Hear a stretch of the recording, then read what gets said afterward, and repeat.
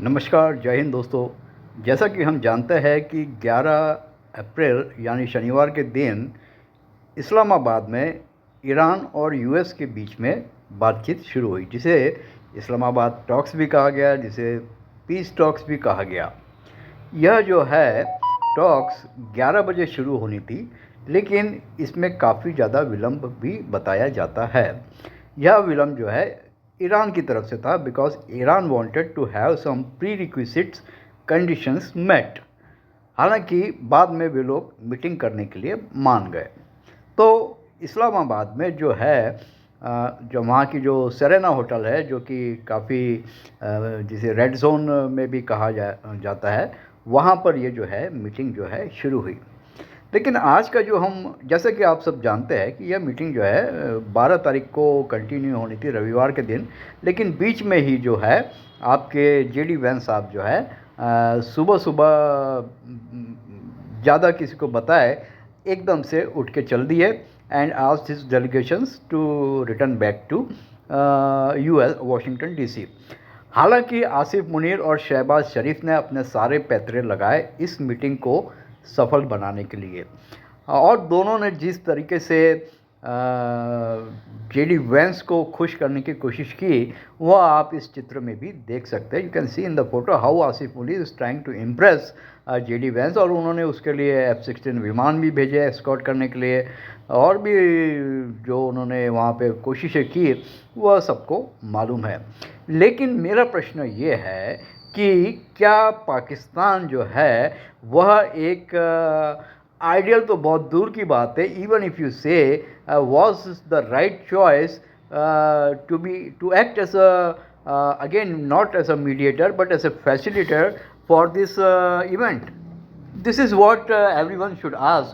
Especially, my request is to the American Trump administration that next time, if they are willing to have such talks, then they should also look at the credentials of the country which is hosting this kind of peace talk. देखिए, ये जो peace talk जो है, यदि आप बोलते हैं Switzerland में हो रही है या किसी अन्य जो न्यूट्रल देश माने जाते हैं, यूरोप में है काफ़ी, इवन एशिया में भी है, मैं भारत की बात नहीं कर रहा हूँ, और भी देश है जहाँ पर इस टाइप की पीस टॉक्स हो सकती है। लेकिन जो है पीस टॉक रखी गई पाकिस्तान में सिर्फ इसलिए कि जो है आसिफ मुनीर ने ट्रम्प की चमचागिरी करके उससे ये मनवा लिया कि भाई ये जो टॉक जो है ये इस्लामाबाद में रखी जाए। लेकिन अनफॉर्चुनेटली जो है ट्रम्प एडमिनिस्ट्रेशन ने यह नहीं सोचा कि whether Pakistan is the right candidate for such a job. I don't want to go into the credentials of these people, whether it's Asif Munir or his team, और मैं ये जानना चाहता हूँ कि क्या उनके क्रेडेंशियल्स क्या होना चाहिए. क्रेडेंशियल्स ऐसे होना चाहिए कि both the parties have respect for the hosting nation and it's people. The word that I am using here is respect. तो क्या ईरान को रिस्पेक्ट पाकिस्तान के लिए और आसिफ मुनीर के लिए और शहबाज शरीफ के लिए? वेदर अमेरिका का जो वाइस प्रेसिडेंट है जेडी वैंस, उनको क्या does you hold Asif Munir in high esteem? Definitely not. I don't think so. तो फिर जब दोनों पार्टी जो है, जो आपके होस्ट है, उसके लिए रिस्पेक्ट ही नहीं है, तो आप किस प्रकार की जो है उससे मध्यस्थता करा रहे हैं? मुझे ऐसा लगता है कि कोई और देश होता यहाँ पर मध्यस्थ करता हुआ तो डेफिनेटली ये जो टॉक्स है ऐसी आधी अधूरी नहीं रहती और इसका कुछ ना कुछ नतीजा जरूर निकलता. क्योंकि जो होस्ट रहता है उसका अपना स्टेचर रहता है, और वो उस स्टेचर की बदौलत जो है he tries to bring some sort of solution. अब यहाँ पर जो है आसिफ मुनीर साहब, और I don't know about Shahbaz Sharif, but Asif Munir जो है इधर से उधर जो है मैसेज, शुरू में तो मैसेज का आदान प्रदान कर रहे थे लाइक अ वेटर, बाद में जो है फेस टू फेस टॉक्स में भी I don't think he played a major role.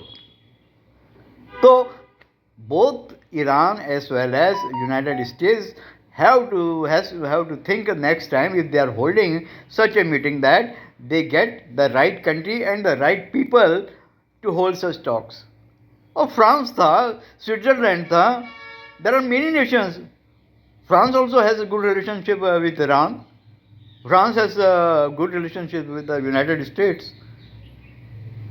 तो पाकिस्तान क्या, ईरान उसका नेबर है, तो that doesn't give any sort of right. इस प्रकार की जो पहले टॉक्स हुई है वो दूर दराज के देशों में हुई है जहाँ पे कोई बाउंड्री शेयर नहीं होती। पाकिस्तान ने तो बल्टा सुनते हैं कि ईरान से उसको लेवरेज ले लिया, उससे कंसेशन ले लिया अपने ऑयल टैंक पास करवाने के लिए, to so that it can hold the talks. मतलब पाकिस्तान ने जो है अमेरिका से भी पैसा लिया, ईरान से भी पैसा लिया मध्यस्थता की भूमि के लिए। पैसे के दम पे ऐसी चीज़ें नहीं होती। We should be very clear, and the whole world who are watching this video must understand that when you are having such a serious talk, you need a serious country, unbiased, and where money should not play a role. ये जो है ये बिचौलियों की भूमि है। जयशंकर प्रसाद ने बिल्कुल सही कहा था कि India can not act as a दलाल, क्योंकि पाकिस्तान जो है इसमें दलाली का काम कर रहा है, बिचौलिए का काम कर रहा है। They are taking extracting money from both the parties to hold this meeting. मेरे ये समझ में नहीं आता कि क्या गरज थी, ऐसी कोई गरज नहीं थी। या तो दोनों देश जो है अमेरिका नहीं चाहता होगा कि ये जो है इसका कुछ कंक्लूजन निकले। ये यदि कारण है तो फिर ठीक है भाई, फिर आप पाकिस्तान में कराइए या अफगानिस्तान में कराइए या कहीं और कराइए। But if your interest was that there should be some outcome, positive outcome from this meeting, then I think next time this such kind of meeting should be held in a neutral country which has some credentials in global geopolitics as well as credentials of a peace loving nation. यहाँ पर आप जो है एक राष्ट्र जो है जो खुद ही one of the biggest terrorist का वो है, एग्रेसर है। आप how can it be mediator and facilitator for such kind of talks? This is ridiculous. So I think this meeting was bound to fail right from the beginning because no one was taking it seriously. No one was taking seriously. Iran ने पाकिस्तान को पैसे दिए, concession दिया, and thought कि पाकिस्तान जो है उनकी तरफ से बोलेगा। और पाकिस्तान को आपने क्या समझ रखा है? पाकिस्तान ने भाई यूएस से भी पैसे ले लिए कि भाई वो जो है it will try to get Iran on इस साइड। तो ये तो पाकिस्तान तो जो बंदरबाट कर रहा था, इधर से भी पैसा लिया, उधर से भी पैसा लिया।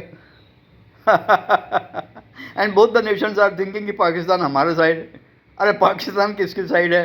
पाकिस्तान किसी की साइड नहीं है। They play only for the money.